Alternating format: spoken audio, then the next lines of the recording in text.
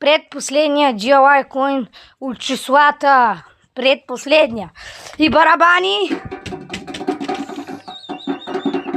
Тара! 6-7. 6-7. Това е 6-7 лапкоина.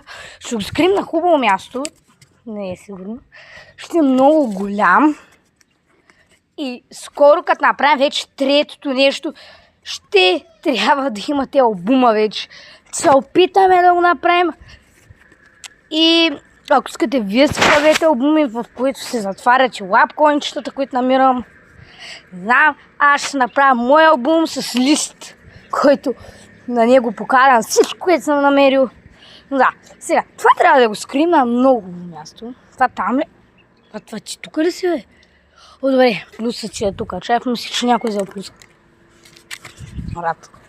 Как ще изтърва баш тебе, бе, рад. Ето го.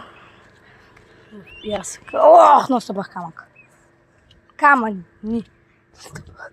Сега. Къде ли да го скрием? Много съм благодарен за 70-те и няколко абоната. Сега. Това да го бутнем ли в храста? Или пък не, в храста, в смисъл няма да е оригинално за 6-7. Къде ще го крим това, бе? В гаража няма ли? Ето това ще влезне у нас направо. Тук. Някъде на оригинално място за 6-7 лапкоина. Който изглежда добре като цяло. 6-7 и е червено син.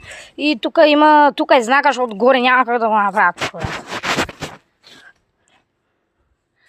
Ето го. Това знак.